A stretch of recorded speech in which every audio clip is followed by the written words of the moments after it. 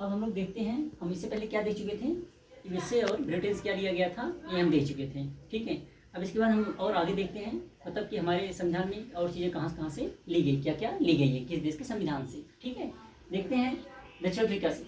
आप सबको पता होगा क्योंकि मास्टर पढ़ा पढ़ा के थक गए हैं, सब लोग यही पढ़ाते हैं दक्षिण अफ्रीका से कि संविधान संशोधन प्रक्रिया कहाँ से, दक्षिण अफ्रीका से। संविधान संशोधन की प्रक्रिया कहाँ से ली गई है, दक्षिण अफ्रीका से। साथ साथ एक चीज़ और ली गई है, राज्यसभा के सदस्यों का निर्वाचन, राज्यसभा के सदस्यों का निर्वाचन ये भी दक्षिण अफ्रीका से ही लिया गया है। मान लो कभी क्वेश्चन पूछ दे तो समस्या हो जाएगी, आजकल पेपर के लेवल देख ही रहे हैं, कुछ भी पूछ दे रहा है उठा करके। ठीक है, इसलिए आप ध्यान देंगे यहाँ पे। तो राज्यसभा के सदस्यों का निर्वाचन ये भी कहाँ से लिया गया है, दक्षिण अफ्रीका से ही लिया गया है। दूसरी चीज देखते हैं, आयरलैंड से क्या लिया गया है। आयरलैंड से तो आप पढ़ पढ़ के थक गए होंगे, हम लोग भी पढ़ा पढ़ा के थक गए होंगे। DPSP, directive principle of state policy, मतलब कि राज्य के नीति निर्देशक तत्व। ठीक है, कहाँ से लिए गए हैं, सब आयरलैंड से लिया गया है। साथ साथ राज्यसभा में राष्ट्रपति द्वारा मनोनयन, राज्यसभा में राष्ट्रपति द्वारा मनोनयन, राज्यसभा में राष्ट्रपति द्वारा 12 सदस्यों मनोनयन होता है, वो भी कहाँ से लिया गया है, आयरलैंड से ही लिया गया है। साथ साथ राष्ट्रपति के निर्वाचन की प्रक्रिया, और क्या आयरलैंड से भी लिया गया है, राष्ट्रपति के निर्वाचन की प्रक्रिया भी आयरलैंड से लिया गया है।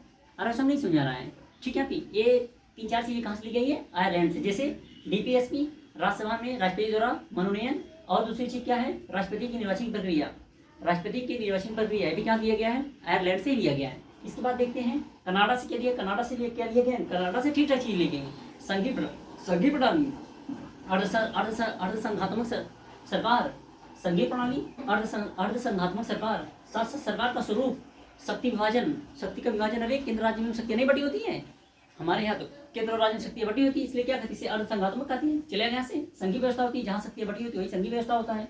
आगे चले यहाँ से, दूसरी राज्यपाल की नियुक्ति।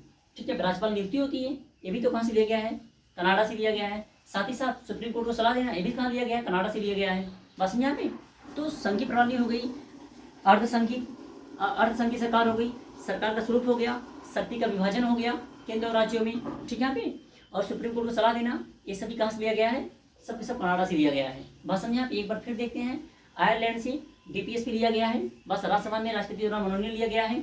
चला गया से राष्ट्रपति निर्वाचन प्रक्रिया कहाँ से, आयरलैंड से लिया गया है। साथ साथ साउथ अफ्रीका, दक्षिण अफ्रीका क्या लिया गया है, संविधान में संशोधन प्रक्रिया, और क्या लिया गया है, राज्यसभा सदस्यों की निर्वाचन प्रक्रिया। ये सब कहाँ से ली गई है, ये सब लिया गया है वहाँ से, आपका कहाँ से, दक्षिण अफ्रीका से। क्लियर यहाँ पे है। चलें, ये तो चीज़ समझ में आई होगी, क्योंकि एक बार मैं एक चीज़ में 3-4 बार बोला हूँ, इसलिए आपको समझ आ गया होगा और याद भी हो गया होगा।